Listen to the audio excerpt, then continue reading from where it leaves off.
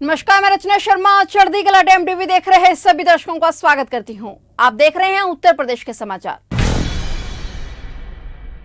आमतौर पर राजनीति में बड़े मुकाम हासिल कर चुके लोगों के बच्चे या फिर रिश्तेदार अक्सर राजनीति में या फिर किसी विभाग के ऊंचे पद पर कार्यरत मिलते हैं। इन सभी के बीच एक ऐसे भी नेता हैं जिनका परिवार बेहद ही साधारण तरह से रहता है। हम बात कर रहे हैं अजय सिंह बिष्ट के, जिन्हें उत्तर प्रदेश के मुख्यमंत्री योगी आदित्यनाथ के नाम से जाना जाता है। दरअसल सीएम योगी के छोटे भाई शैलेंद्र सिंह बिष्ट भारतीय सेना में लंबे समय से अपनी सेवाएं दे रहे हैं। फिलहाल अभी तक वे सूबेदार के पद पर तैनात हैं, जिनका कुछ ही दिन पहले प्रमोशन हुआ है। सीएम योगी आदित्यनाथ के छोटे भाई सूबेदार शैलेंद्र सिंह बिष्ट को सेना में कुछ समय पहले प्रमोशन देते हुए सूबेदार मेजर के पद पर प्रमोशन मिला है। वर्तमान में वह Garhwal rifles regimental central Lansdowne में अपनी सेवाएं दे रहे हैं। सूबेदार मेजर पद पर प्रमोट हुए शैलेंद्र सिंह बिष्ट का पद गढ़वाल रेजिमेंट में सर्वोच्च गैर कमिश्नर अधिकारी रैंक का है। सूबेदार मेजर बने शैलेंद्र सिंह बिष्ट इससे पहले उत्तराखंड में चीन सीमा से लगने वाले माना में तैनात थे। सूबेदार मेजर बने शैलेंद्र सिंह बिष्ट बचपन से ही देश सेवा के लिए प्रेरित थे। फिलहाल सीएम योगी आदित्यनाथ का परिवार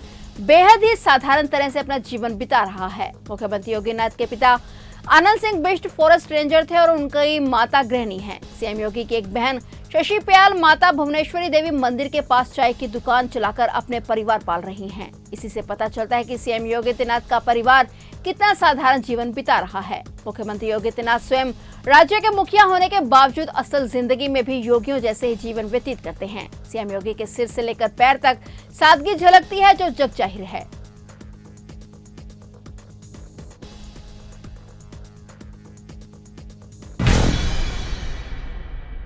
राष्ट्रपति द्रौपदी मुर्मू ने कहा कि गुणवत्तापूर्ण शिक्षा हर बच्चे का मौलिक अधिकार है। इसी को ध्यान में रखते हुए राष्ट्रीय शिक्षा नीति में मजबूत और जीवन शिक्षा प्रणाली विकसित करने पर जोर दिया गया है। राष्ट्रपति द्रौपदी मुर्मू ने नई दिल्ली में महान शिक्षाविद, साधारण शिक्षक और पूर्व राष्ट्रपति डॉक्टर सर्वपल्ली राधाकृष्णन की जयंती शिक्षक दिवस के मौके पर आयोजित कार्यक्रम में देश भर के 75 शिक्षकों को उत्कृष्ट योगदान के लिए राष्ट्रीय शिक्षक पुरस्कार प्रदान करने के मौके पर यह बात कही। राष्ट्रपति ने देश के 75 शिक्षकों को उत्कृष्ट योगदान देने के लिए सम्मानित किया। इन शिक्षकों में यूपी के शिक्षकों का भी नाम शामिल है। यूपी के शिक्षकों को देश के राष्ट्रपति द्वारा सम्मानित करने पर उत्तर प्रदेश के मुख्यमंत्री योगी आदित्यनाथ ने राज्य के शिक्षकों को ढेर सारी बधाई दी है। सीएम योगी ने ट्वीट कर सभी को शुभकामनाएं दी। मुख्यमंत्री ने बारी बारी से सूबे के शिक्षकों का जिक्र करते हुए उन्हें राष्ट्रपति द्वारा सम्मान मिलने से दिल से बधाई देते हुए कहा कि माननीय राष्ट्रपति जी द्वारा नई दिल्ली में जनपद मेरठ स्थित केयर इंटरनेशनल स्कूल के प्रधानाध्यापक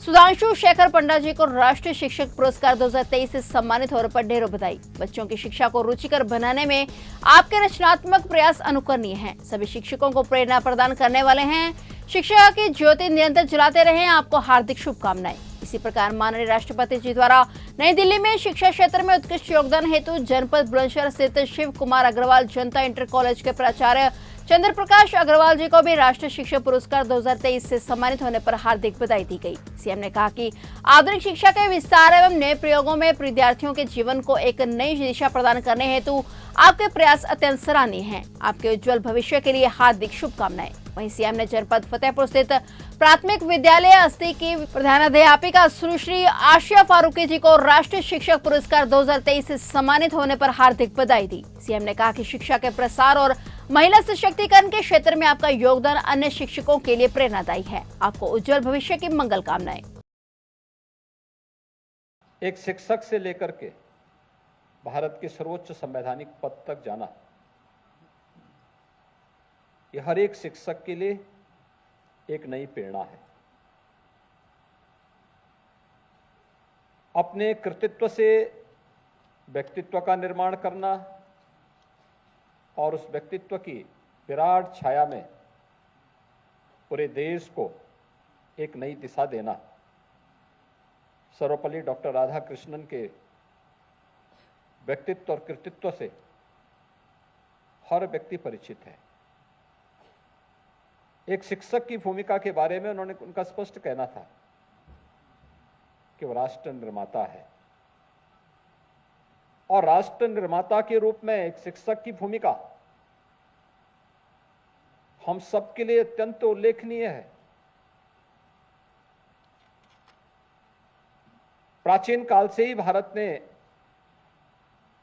अपने शिक्षकों की इस परंपरा को भले ही किसी रूप में, लेकिन उसको मान्यता दी, उसको सम्मान के साथ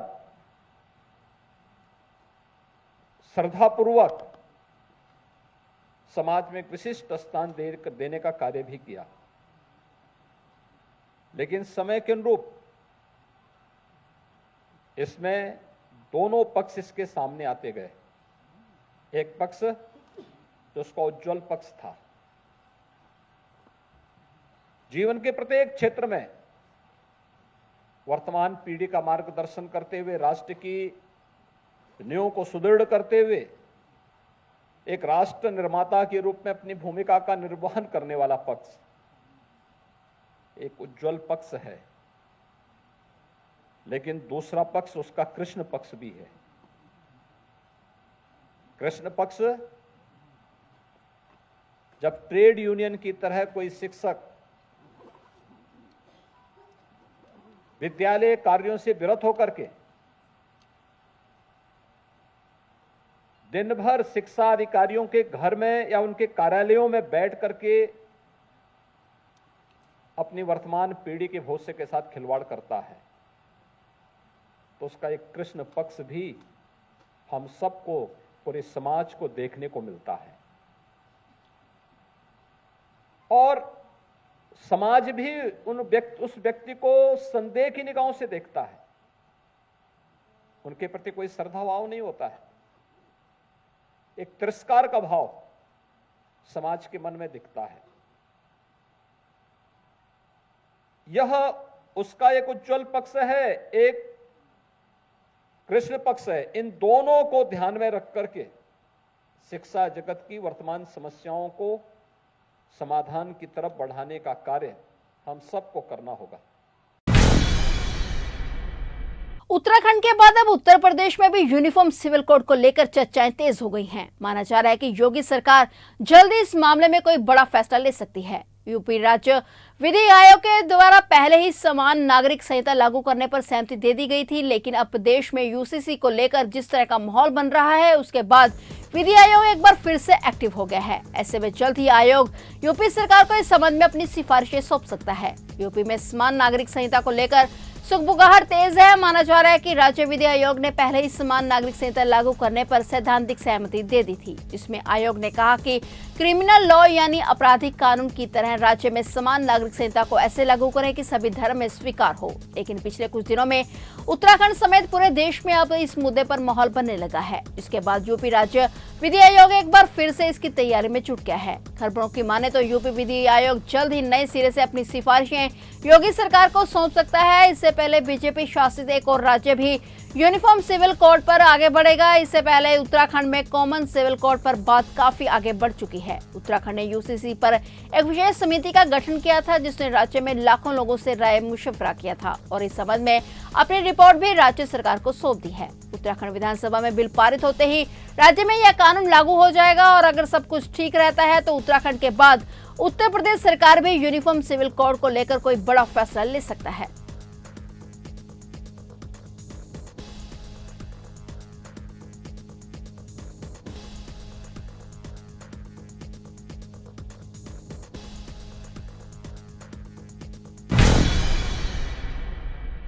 मुख्यमंत्री योगी आदित्यनाथ की लोकप्रियता दिन दूनी और रात चौगुनी की रफ्तार से बढ़ रही है। सोशल मीडिया साइट एक्स के ताजा आंकड़े इसकी पुष्टि कर रहे हैं।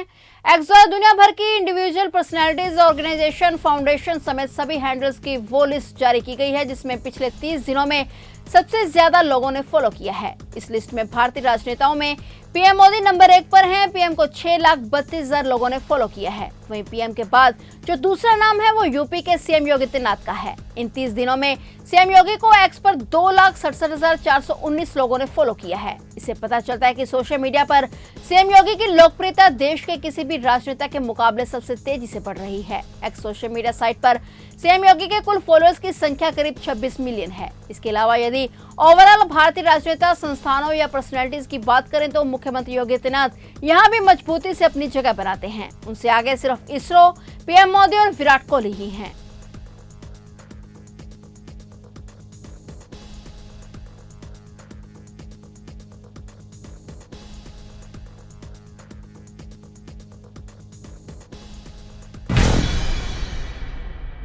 तो ये थे उत्तर प्रदेश के समाचार। और नए समाचारों के साथ फिर से हाजिर होंगे। तब तक के लिए देखते रहिए चढ़ती कला टाइम टीवी और अब मुझे दीजिए इजाजत। धन्यवाद।